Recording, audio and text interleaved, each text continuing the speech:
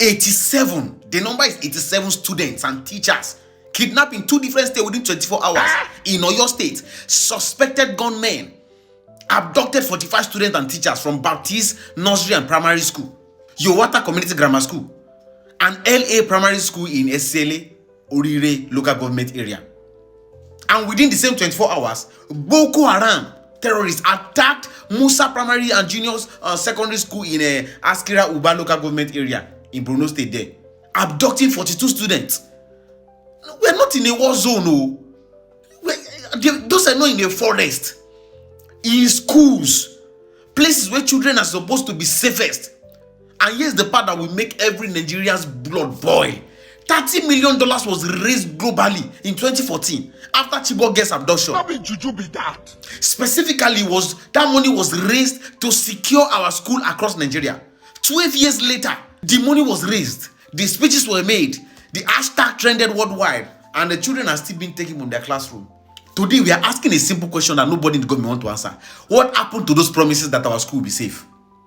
What happened to all the campaign promises? What happened to all the... I'm from Ibadan. I'm working at First Baptist Church of Yowata area. Yesterday, the people came to our school, and we are being kidnapped, both the teachers and the children. We are here. We need help from the federal government and the state government. What's the church? First Baptist Church, Yowata, and the community. We need your help so that these people will release us. Please help us.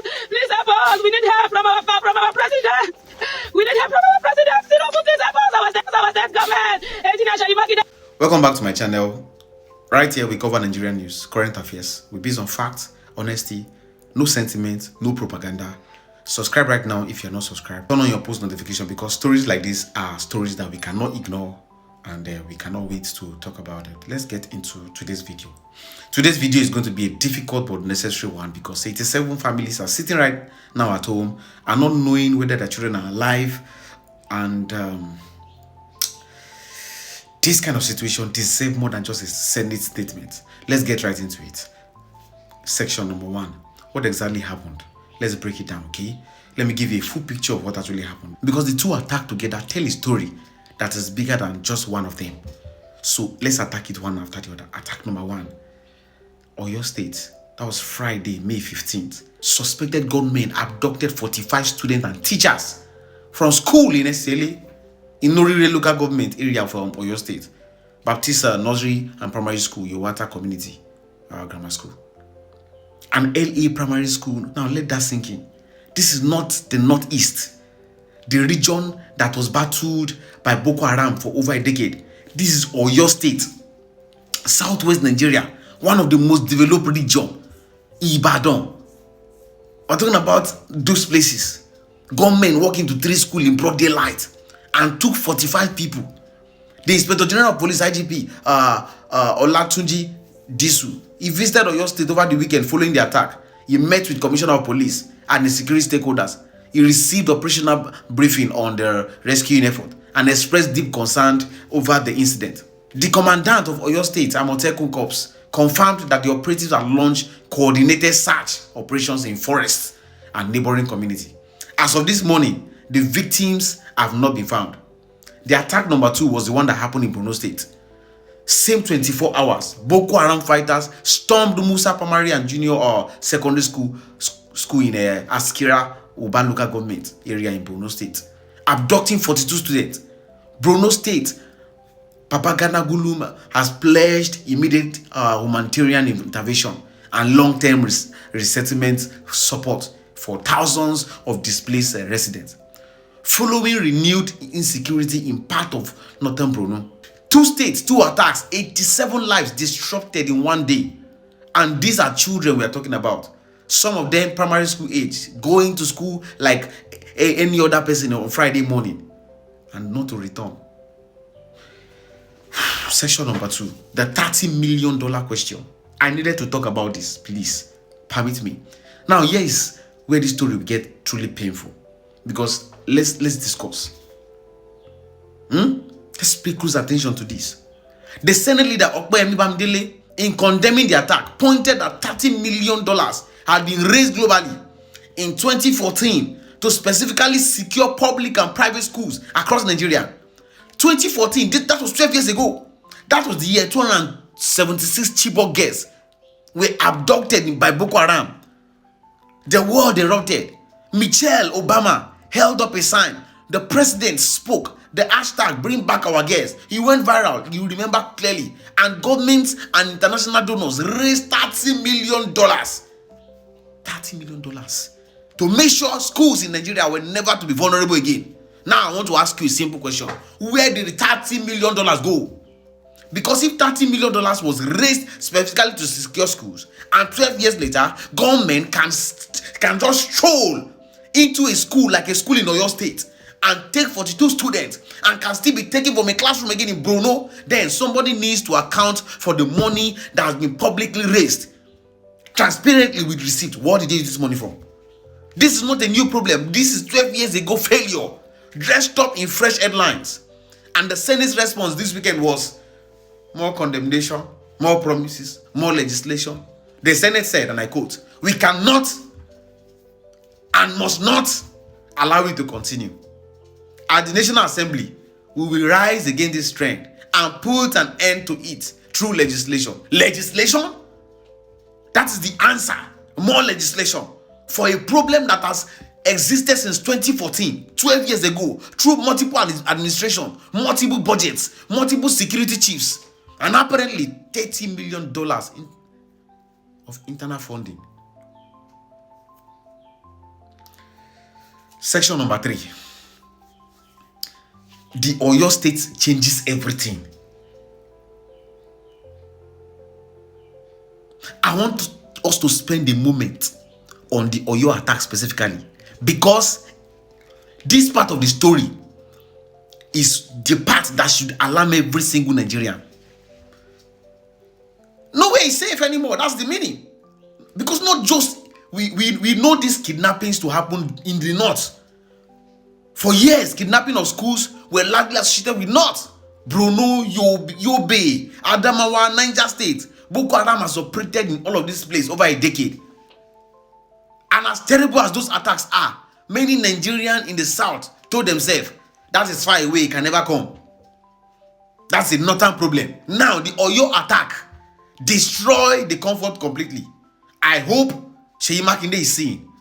Afenifere, the plan of Yoruba social political organization, has expressed a dismay over the attacks on 3 schools in Oriire local government area in Oyo State. And you know, when Afenifere is expressing his dismay, the southwest is genuinely shaking. This is no longer a regional crisis, it's a national crisis. Government are operating in enough confidence. Government are operating with enough confidence and enough impunity to walk into the schools in southwest Nigeria and take teachers and school in broad daylight. If it happened in Oyo State, it can happen anywhere. And every Nigerian parent sending their child to school tomorrow morning needs to reckon with that reality. Just know that it can happen anywhere. Section number 4, the state police debate. Let's talk about the solution being proposed. Because the Senate is using this crisis to fast track something that has been debated in Nigeria for years. The Senate leader linked the rising wave of school kidnapping directly to the urgency of establishing the state police as part of an ongoing constitutional reform at the National Assembly. He said once the National Assembly concludes its role, the proposal will be forwarded to the State House of Assembly for consideration and approval, requiring a 2/3 majority before implementation.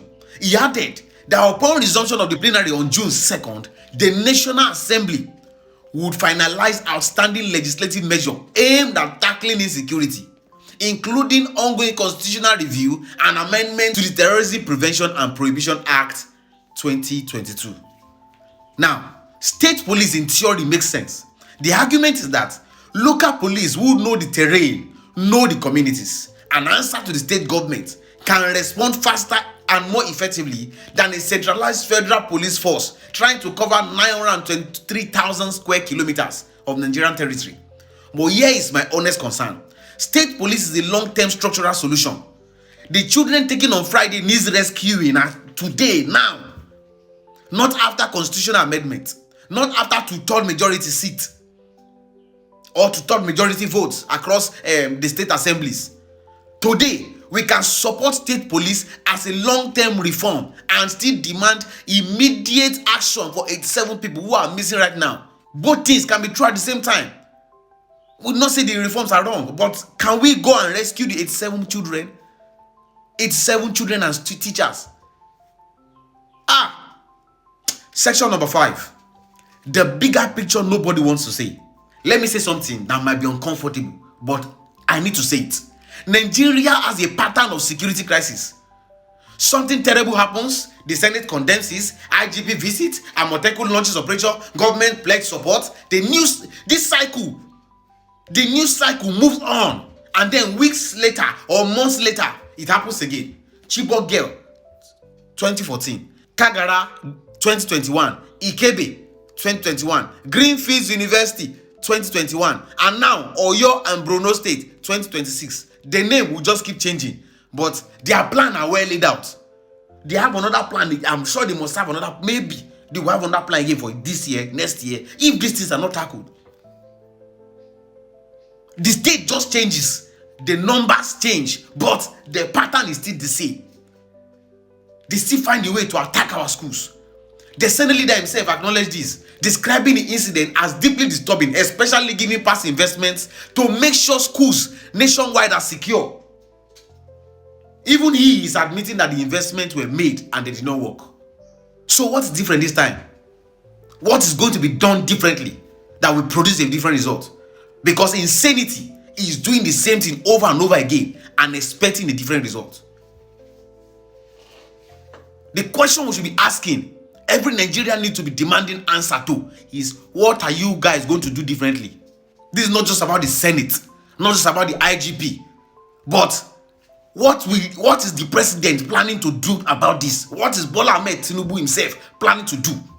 Because the security of the federal government is the responsibility of the federal. 87 students and teachers do not have the luxury of waiting for constitutional amendment. Can we take fast actions?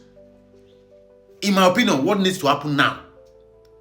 I will be very specific about what accountability look like. You know me. 1, the federal government needs to provide a clear and public update of the rescue operation for all 87 victims. Not a press release or a live briefing as they usually do. They should provide updates with number and with timelines. Number 2, someone needs to publicly account for the $30 million raised in 2014 for school security. Where did that money go? What was it used for? Why are schools still vulnerable to date? Number 3, the state police bill needs to be passed before the National Assembly goes on recess again. Not after, but before. They should use this crisis as a catalyst, not just as a talking point. Number 4, security must be taken to school communities, not just military deployment, to city centers. The schools being attacked are in rural local government areas where security presence is thin. That must change. They need to be a tightened security in rural areas. Here's the big question. I want to end this video with something personal. Somewhere in Oyo State right now, a mother is sitting by her phone waiting for a news about her child who went to school on Friday morning and did not come home. Somewhere in Borno State, a father is doing the same thing. These are not statistics. These are families, and they deserve better than condemnation statements and promises of legislation. Nigeria has been here before, and every time we have been here, we just get promises will be better, promise things will not happen again, promise this will be the last time, and it has never been the last time. So today, the question is not just about 87 people. The question is about what kind of country is this? A country where children cannot go to school without their parents fearing they will not return. Is this a country where this becomes a norm, or a country where it becomes so normal that we stop being shocked? Like it has become normal for us to hear the stories of kidnapping. People are no longer shocked. Is this a country?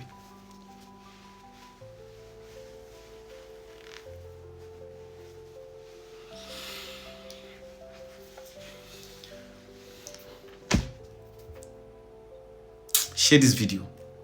Not because of the views. It's not about views. But for awareness. Because 87 people are missing. And the more Nigerians are talking about this, the more pressure the government feels to act. Like this video and subscribe to this channel. Turn on the post notification. We'll keep following up the story. And we'll bring you every update as it comes. We are going to be praying for the safe return of every single one of those 87 students and teachers. We will not stop talking about this until they come home. Drop a prayer for them in the comment section. I'll see you on the next one, guys. God bless Nigeria and God bless you. Thank you for watching.